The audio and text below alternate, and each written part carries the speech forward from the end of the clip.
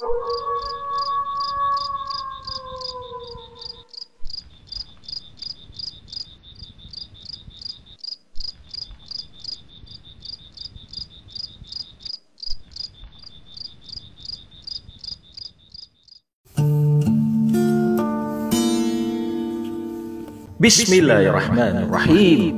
Assalamualaikum warahmatullahi wabarakatuh. Alhamdulillahirabbil alamin. Allahumma shalli wa sallim wa barik ala sayyidina Muhammad wa ala alihi wa sahbihi ajma'in. Amma ba'd. Kisah hikmah bagian yang ke-36. Ganjaran sikap wara' dan jujur. Diriwayatkan bahwa ketika Syekh Abdullah bin Mubarak atau Syekh Ibnu Mubarak rahimahullah, yakni salah seorang imam besar atau syekh besar sufi dari generasi sesudah tabi'in, memasuki kota Madinah, masyarakat berbondong-bondong menyambutnya hingga hampir-hampir saja mereka saling bunuh karena berdesak-desakan. Di kejauhan, Ibu Suri Raja yang kebetulan melihat peristiwa itu bertanya kepada seorang pelayannya, "Siapakah orang yang baru saja datang ke kota kita ini?" "Ia adalah salah seorang ulama besar," jawab sang pelayan. Ibu Suri lalu berkata kepada anaknya, yakni sang raja, "Wahai anakku, perhatikanlah bagaimana masyarakat berbondong-bondong mendatanginya. Raja yang satu ini tidak seperti engkau, yang jika menginginkan sesuatu harus memerintahkan seseorang untuk melakukannya. Tetapi mereka mendatangi raja yang satu ini dengan sukarela. Masya Allah. Begitulah orang yang memiliki ilmu agama, taat kepada Allah dan Rasul-Nya, sehingga membuat ia dimuliakan, bukan hanya oleh Allah, namun juga oleh seluruh makhluknya. Menurut riwayat terkenal, sesungguhnya ayah dari Syekh Ibnu Mubarak, yakni Mubarak, adalah seorang budak berkulit hitam. Budak ini betisnya kecil, berbibir tebal, dan telapak kakinya pecah-pecah. Walaupun fisiknya demikian, namun ia adalah orang yang sangat wara' lagi jujur. Sehingga dengan sikapnya inilah ia memiliki anak yang soleh, yang di kemudian hari begitu dimuliakan orang. Mubarak bekerja sebagai penjaga kebun. Pada suatu hari, tuannya datang ke kebun seraya berkata, "Mubarak, tolong petikkan aku anggur yang manis-manis." Mubarak segera pergi untuk memetik anggur yang dimaksud, lalu kembali kepada tuannya.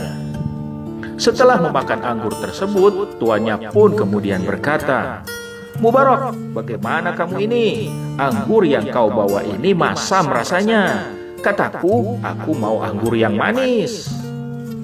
Dengan tergesa-gesa, Mubarak segera pergi lagi untuk memetik anggur-anggur yang kedua.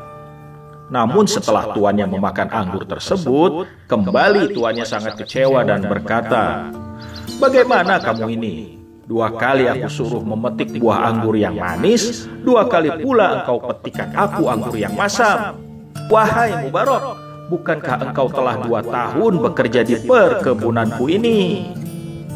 Mubarak lalu menjawab pelan, "Mohon maaf tuanku, aku tidak dapat membedakan mana anggur yang rasanya manis dan masam, karena Tuan mempekerjakan aku di sini hanya sebagai penjaga kebun.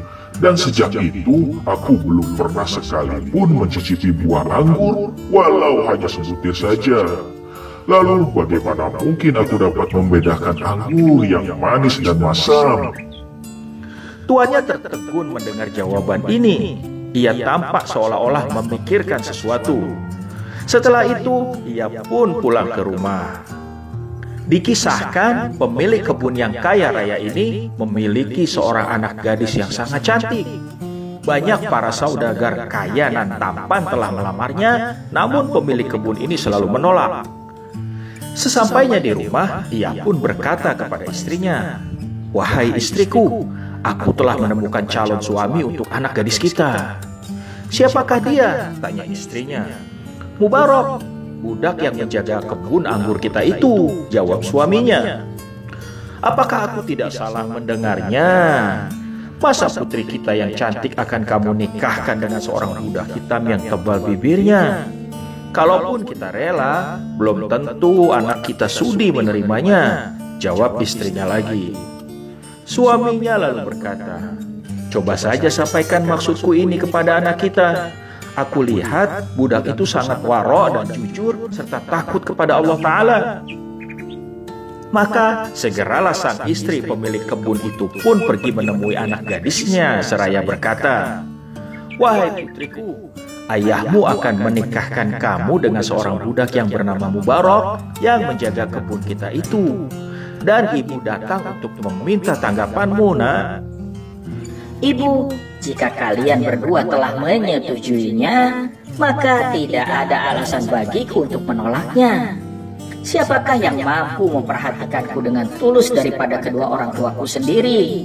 Lalu, mengapa aku harus tidak setuju? Jawab putrinya tanpa ragu. Singkat cerita, sang ayah yang kaya raya itu kemudian menikahkan anak gadisnya nan cantik rupawan tersebut dengan Mubarak, sang budak nan hitam berbibir tebal. Dari pernikahan inilah lahir Abdullah bin Mubarak yang di kemudian hari menjadi salah seorang ulama besar, imam besar atau syekh besar sufi dari generasi sesudah tabi'in. Masya Allah, wallahu a'lam bissawab. Hasbunallah wa ni'mal wakil, ni'mal maula wa ni'man nasir. Wala hawla wala quwwata illa billahil aliyyil azim. Demikian semoga bermanfaat. Wallahul muwaffiq ila aqwamit thariq. Khairul kalam. Assalamualaikum warahmatullahi wabarakatuh.